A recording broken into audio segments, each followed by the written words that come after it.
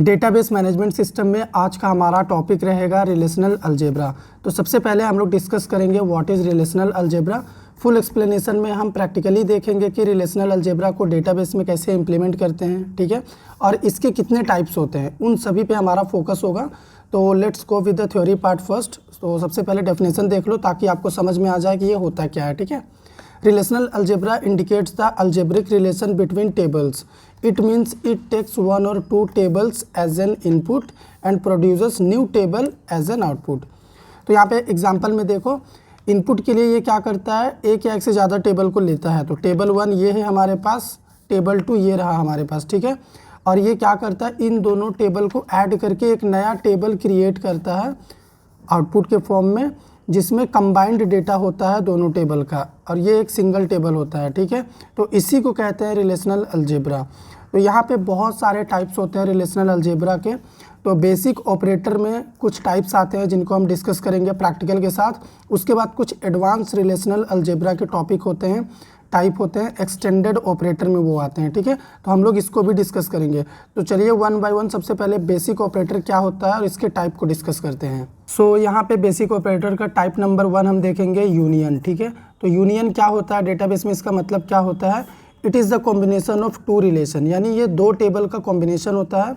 Both table should have same type of attribute, दोनों table में same type का attribute होना चाहिए, यानी कॉलम होना चाहिए, ठीक है। Return those records which are इधर T1 और T2, इग्नोर डुप्लीकेट रिकॉर्ड्स। वही डेटा रिटर्न होता है यूनियन से जो कि दोनों टेबल में होता है, ठीक है। यूनिक रिकॉर्ड, डुप्लीकेट वाला रिटर्न नहीं होगा। तो एग्जांपल में देखो, एक है टेबल T1, रोल और नेम यहाँ पे एट्रीब्यूट है, ठीक है। टेबल T2, इसमें भी रोल और नेम एट्रीब्यूट है। तो यहाँ पे रिजल्ट में क्या आएगा, जब हम लोग टेबल 1 यूनियन टेबल 2 करेंगे तो क्या रिजल्ट आएगा। तो यहाँ पे देखो, सबसे पहले टेबल 1 से एक्सप्लेन करता हूँ मैं। ये पहला रिकॉर्ड आया, दूसरा रिकॉर्ड आया, तीसरा रिकॉर्ड आया, ठीक है। तो यहाँ पे देखो, ये 3 रिकॉर्ड यहाँ पे हमें दिख रहे हैं आउटपुट में, लेकिन ये चौथा वाला रिकॉर्ड भी प्रिंट हुआ यहाँ पर क्योंकि ये भी यूनिक है। फिर टेबल 2 में ये एक स्कैन करेगा यूनियन, ठीक है। तो यहाँ पे देखो, ये वाला रिकॉर्ड पहले ही टेबल 1 में एग्जिस्ट कर रहा है, तो इसको इग्नोर कर दिया जाएगा, ठीक है। तो ये रिकॉर्ड नहीं आएगा। बाकी ये दोनों रिकॉर्ड यूनिक है, तो ये दोनों भी क्या होगा, एज अ रिजल्ट यहाँ पे शो करेंगे, ठीक है। तो अभी चलो प्रैक्टिकली हम यूनियन को इम्प्लीमेंट करके दिखाते हैं ओरेकल डेटाबेस के अंदर। ओके, तो प्रैक्टिकल सेशन के लिए हम अपने स्क्रीन पर आ चुके हैं। तो यहाँ पे आप देख सकते हैं हमारे ओरेकल डेटाबेस में हमने एक T1 नाम का टेबल बनाया हुआ है, जिसमें रोल और नेम करके 2 कॉलम है, और ये हमारे टेबल का डेटा है। फिर एक और टेबल हमारे पास है T2 नाम का, जिसमें भी रोल और नेम 2 कॉलम है, और ये उस टेबल का डेटा है। तो यहाँ पे हमारा जो फर्स्ट ऑपरेटर था वो क्या है, यूनियन। तो यूनियन क्या करता है, यूनियन में हमने पढ़ा कि वो हमें दोनों टेबल का कंबाइंड रिकॉर्ड एक सिंगल टेबल में शो करके देता है। बस ये जो डुप्लीकेट रिकॉर्ड दोनों टेबल में है, इसको 1 टाइम ही प्रोवाइड करता है। तो अगर यहाँ पर हम क्वेरी फायर करें, सेलेक्ट स्टार फ्रॉम T1, उसके बाद यूनियन यहाँ पर हमें लिखना होगा। फिर second table select star from T2। तो जैसे ही हम एंटर हिट करें, आप यहाँ पे देख लो एक नया टेबल बन गया जिसमें दोनों टेबल का कंबाइंड वैल्यू है।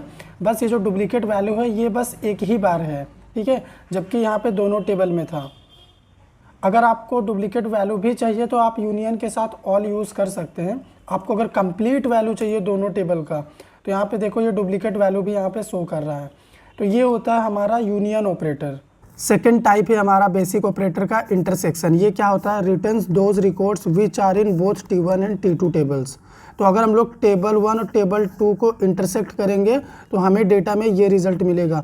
आपको अगर याद हो, आप वीडियो को पीछे करिएगा, वहाँ पे देखिएगा ये वाला जो रिकॉर्ड है ये दोनों टेबल में प्रेजेंट था। तो कॉमन रिकॉर्ड ही इंटरसेक्शन में आता है, ठीक है। तो चलिए इसको भी हम लोग प्रैक्टिकली इंप्लीमेंट करके देखते हैं कि ये सही है कि नहीं। तो वापस से हम अपनी स्क्रीन पर आ गए हैं। तो इंटरसेक्शन क्या करता है, अगर यहाँ पे हम यूनियन ऑल के जगह पे इंटरसेक्ट यूज़ करें, ठीक है। तो हमने थ्योरी में क्या पढ़ा कि ये हमें कॉमन रिकॉर्ड प्रोवाइड करता है जो दोनों टेबल में होता है। तो दोनों टेबल में क्या है, यहाँ पर ये 103 वाला रिकॉर्ड दोनों टेबल में है, तो ये हमें वही वैल्यू रिटर्न करेगा। तो यहाँ पर आप देखो इंटरसेक्ट हमें कॉमन वैल्यू रिटर्न कर रहा है जो कि दोनों टेबल में बिलोंग करता है, ठीक है। अब हम देखेंगे डिफरेंस। ये डिफरेंस क्या होता है, सपोज हमारे पास टेबल 1 है, टेबल 2 है, तो अगर टेबल 1 माइनस टेबल 2 करेंगे तो क्या रिटर्न होगा, those records which are in T1, but note in T2। तो T1 का रिकॉर्ड ही रिटर्न होगा। रिजल्ट देखो यहाँ पे, अगर टेबल 1 माइनस टेबल 2 करेंगे तो टेबल 1 का रिकॉर्ड ही हमारे पास आएगा, टेबल 2 का कोई भी डेटा हमारे पास नहीं आएगा, इवन डुप्लीकेट वैल्यू भी नहीं आएगा जो दोनों टेबल में है, ठीक है। सिर्फ टेबल 1 का आएगा क्योंकि हम लोग T1 से T2 को माइनस कर रहे हैं, ठीक है। तो चलिए इसको भी प्रैक्टिकली इंप्लीमेंट करके देखते हैं। तो अब हम लोग क्या करेंगे, माइनस ऑपरेटर का अपना प्रैक्टिकल देख लेते हैं। तो यहाँ पे हम क्या करेंगे, इंटरसेक्ट के जगह पे माइनस लिखेंगे, ठीक है।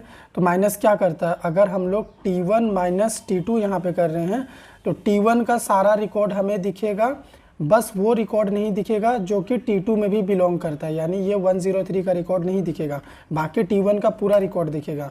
तो यहाँ पे देखो T1 टेबल का ये सारा रिकॉर्ड हमें दिख रहा है, बस ये 103 वाला रिकॉर्ड नहीं दिख रहा क्योंकि ये T2 में भी बिलोंग करता है, तो ये माइनस हो गया, ठीक है। बाकी T2 का भी रिकॉर्ड नहीं दिखेगा क्योंकि हमने T1 माइनस T2 किया हुआ है। अगर T2 माइनस T1 कर देंगे तो T2 का रिकॉर्ड दिखेगा, ये दोनों वैल्यू दिखेगा, ये नहीं दिखेगा। अगर आप यहाँ पे टेस्ट करना चाहें तो कर सकते हो, ठीक है। तो यहाँ पे T1 कर देते हैं, यहाँ पे T2 कर देते हैं, तो ये देखो ये दो वैल्यू यहाँ पे आ गई, ठीक है। उम्मीद करते हैं आपको समझ में आया होगा। तो अब चलो हम अपना नेक्स्ट देखते हैं। अगला ऑपरेटर है हमारा टाइप नंबर 4 क्रॉस प्रोडक्ट, ठीक है। तो ये क्या करता है, returns m into n records where m and n are the number of rose in T1 and T2 table, ठीक है।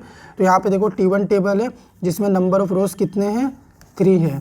T2 टेबल में कितना है, 2 है। तो अगर हम लोग T1 क्रॉस T2 करेंगे यानी प्रोडक्ट करेंगे तो ये क्या करेगा, ये पहला जो रिकॉर्ड है ये सबसे पहले इसके साथ मल्टीप्लाई होगा, फिर इसके साथ भी होगा। तो यहाँ पे देखो 101 का 2 डेटा आ रहा है, मार्क्स 50 60। फिर क्या होगा, 102 के लिए भी सेम चीज़ अप्लाई होगा, ये दोनों के साथ प्रोडक्ट होगा, 103 भी दोनों के साथ प्रोडक्ट होगा। तो इस तरीके से हमें आउटपुट में हमारा डेटा दिखेगा, ठीक है। तो चलिए इसको भी प्रैक्टिकली इंप्लीमेंट करके देखते हैं कि ये कैसे होगा। अब हम लोग क्रॉस प्रोडक्ट का यहाँ पे प्रैक्टिकल देखेंगे। तो उसके लिए जो हमारा क्वेरी था सेम क्वेरी रहेगा, बस यहाँ पे माइनस की जगह पे क्या कर देंगे, क्रॉस जॉइन यहाँ पे लिखना है, ठीक है। और ये सिलेक्ट स्टार फ्रॉम, ये वाला कॉन्सेप्ट यहाँ से हटा देंगे, इसको T2 कर देंगे और इधर हमारा T1 रहेगा। तो ये सिंपल सा क्वेरी है कि सिलेक्ट स्टार फ्रॉम T1, उसके बाद क्रॉस जॉइन T2, यानी T1 को T2 से ज्वाइन कर दो, प्रोडक्ट कर दो सारे डेटा को। तो अभी यहाँ पे देखना 12 डेटा हमें दिखेगा, 12 रो यहाँ पे दिख रहा है। तो ये देखो 101 जो अखिल का डेटा है ये तीनों के साथ मल्टीप्लाई हुआ है। तो यहाँ पे देखो 101 अखिल विवेक के साथ भी है, फिर इधर यहाँ पे इस वाले एम्प्लॉय के साथ भी है और इधर इस वाले एम्प्लॉय के साथ भी है, ठीक है। इसी तरीके से 102 भी क्या है, इन तीनों के साथ मल्टीप्लाइड है। तो 4 इंटू 3 कितना होता है, 12। तो यहाँ पे देखो 12 डेटा हमें दिख रहा है। तो ये होता है हमारा क्रॉस प्रोडक्ट, कि कैसे दो टेबल के डेटा को हम लोग प्रोडक्टली एक सिंगल टेबल में कर सकते हैं, जिसमें हर एक रिकॉर्ड दूसरे टेबल के हर एक रिकॉर्ड के साथ प्रोडक्ट होता है, ठीक है। अब हम देखेंगे एक्सटेंडेड ऑपरेटर। तो इसमें जो सबसे पहला टाइप होता है सिलेक्शन। ये क्या करता है, it's select records based on condition. जो भी हम कंडीशन ऐड करेंगे उसी के अकॉर्डिंग ये क्या करेगा, रिकॉर्ड सेलेक्ट करके हमें प्रोवाइड करेगा। जैसे अगर मान लो हमारे टेबल में एज ग्रुप के कुछ लोग हैं, तो अगर हम कंडीशन लगा दें where as less than equal to 25, तो 25 या उससे कम एज वाले लोगों का ही डेटा हमारे पास आएगा, ठीक है। तो यही काम करता है सिलेक्शन ऑपरेटर। तो चलिए इसको प्रैक्टिकली देखते हैं। तो सिलेक्शन ऑपरेटर का अभी हम लोग यहाँ पे देखेंगे प्रैक्टिकल। तो सिलेक्शन में हमने क्या पढ़ा कि एक कंडीशन के बेसिस पे हमें डेटा देता है। तो अगर यहाँ पे हम लिखें सेलेक्ट नेम फ्रॉम T1, ठीक है, वेयर रोल इक्वल टू कितना, वेयर रोल इक्वल टू 103, यानी जिसका रोल नंबर 103 है उसका नेम हमें चाहिए, ये हमारा कंडीशन है। तो नेम सेलेक्ट करके ये हमें देगा, ठीक है। तो यही होता है सिलेक्शन का काम कि बेस्ड ऑन सर्टेन कंडीशन ये हमें डेटा रिटर्न करके देता है, ठीक है। टाइप नंबर 2 है हमारा प्रोजेक्शन, ठीक है। तो ये क्या करता है, प्रोजेक्ट सम कॉलम्स। तो सपोज करो हमारे पास एक टेबल है जिसमें 2 कॉलम है, एक है रोल एक है नेम। तो अब मुझे मान लो सिर्फ नेम वाले कॉलम का ही डेटा देखना है, तो हम क्या करेंगे, प्रोजेक्ट कर देंगे इस कॉलम को, ठीक है। तो ये क्या करेगा, सिर्फ एक ही कॉलम का डेटा हमारे सामने शो करेगा। तो चलिए इसको प्रैक्टिकली इंप्लीमेंट करते हैं। ओके, तो अब हम लोग प्रोजेक्शन का यहाँ पे क्वेरी फायर करेंगे। तो प्रोजेक्शन में हमने क्या पढ़ा थियरी में कि ये किसी भी पर्टिकुलर कॉलम पे अप्लाई होता है। तो अगर मान लो ये T2 टेबल का नेम कॉलम का डेटा हमें चाहिए, सिर्फ हमें नेम चाहिए और कुछ नहीं चाहिए, तो हम लोग क्या करेंगे, यहाँ पे हम लोग यहाँ पे लिखेंगे सेलेक्ट नेम फ्रॉम T2। तो यहाँ पे देखो ये बस हमें नेम रिटर्न कर रहा है T2 टेबल से। तो यानी हमने क्या किया हुआ है, T2 टेबल का नेम कॉलम को प्रोजेक्ट किया हुआ है कि हमें बस यही नेम कॉलम का वैल्यू ही चाहिए। ठीक है। डिवीज़न क्या करता है, division operator T1 divide T2। अगर हम लोग टेबल 1 को टेबल 2 से डिवाइड करेंगे तो ये क्या रिटर्न करेगा, ये वही रिकॉर्ड रिटर्न करेगा which are associated with every record of T2। तो T1 का वही रिकॉर्ड हमारे पास आएगा जो कि T2 के साथ एसोसिएटेड है, यानी डिफरेंस का अपोजिट होता है डिवीज़न।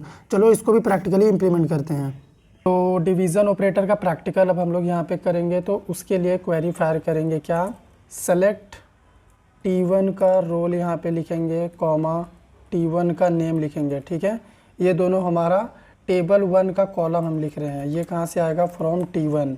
ठीक है, उसके बाद यहाँ पे वेयर कंडीशन लगाएंगे, वेयर T1 का जो रोल है T2 में इसको फाइंड करेंगे कि क्या ये T2 से एसोसिएटेड है ये वैल्यू।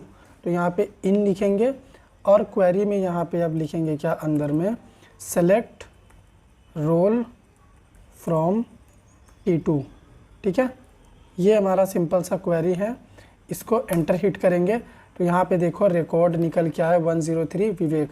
थ्योरी में हमने क्या पढ़ा था, वही रिकॉर्ड रिटर्न होगा T1 का जो कि एसोसिएटेड होगा T2 के साथ। तो यहाँ पे एक ही रिकॉर्ड ये एसोसिएटेड है T2 के साथ। ठीक है, तो ये सिंपल सा क्वेरी है। इसका मतलब हम आपको समझा देते हैं। अगर यहाँ पे मान लो हम T1 डॉट नेम के जगह T1 डॉट रोल के जगह स्टार लगा के करें तो भी ये वैल्यू आ जाएगा। ठीक है, तो यहाँ पे क्वेरी का सिंपल मतलब क्या है कि सबसे पहले T2 टेबल में रोल नंबर फाइंड करो। कौन सा रोल नंबर, जो T1 के साथ एसोसिएटेड है, अगर है तो वही डेटा रिटर्न कर दो। तो यही होता है डिवीज़न। ठीक है, इसी को डिवीज़न बोलते हैं। आप यहाँ पे डिवीज़न कोई वर्ड नहीं है जिसको यूज़ करके क्वेरी फाइंड कर सकते, यही वे है आपको फाइंड करने का। ठीक है, तो उम्मीद करते हैं आपको समझ में आया होगा। अब चलिए हम लोग अपना नेक्स्ट देखते हैं। लास्ट है हमारा ज्वाइनिंग। तो सबसे ज़्यादा इम्पोर्टेंट ज्वाइनिंग ही है। ठीक है, अपने आप में ये एक बहुत बड़ा टॉपिक है, इसके ऊपर हमने सेपरेट वीडियो बनाया हुआ है। लेकिन यहाँ पे लॉन्ग स्टोरी शॉर्ट आप देख लो क्या होता है, it allow us to combine to relation, यानी दो टेबल या दो से ज़्यादा टेबल को कंबाइन करके एक सिंगल टेबल हमें प्रोवाइड करता है ज्वाइनिंग। ठीक है, तो यहाँ पे joining always need a common attribute to join to tables. एक कॉमन एट्रीब्यूट चाहिए होता है दोनों टेबल में जिनको हम आपस में ज्वाइन करना चाहते हैं। ठीक है, तो ये होता है ज्वाइनिंग। अब इस ज्वाइनिंग के बहुत सारे टाइप्स होते हैं और इससे प्रैक्टिकली कैसे इंप्लीमेंट करते हैं, ये अपने आप में एक बहुत बड़ा कॉन्सेप्ट है और टॉपिक है एसक्यूएल में। ठीक है, और DBMS में भी। तो इसके ऊपर हमने थ्योरी और प्रैक्टिकली एक बहुत ही अच्छा वीडियो क्रिएट किया हुआ है, आपको डिस्क्रिप्शन में लिंक मिल जाएगा। आप ज्वाइनिंग को डिटेल में इन डेप्थ समझ सकते हैं। ठीक है, तो इस वीडियो में इतना ही। अगर आपको ये वीडियो पसंद आया हो तो वीडियो को लाइक करिएगा, शेयर करिएगा, चैनल पे नए हैं चैनल को सब्सक्राइब करिएगा।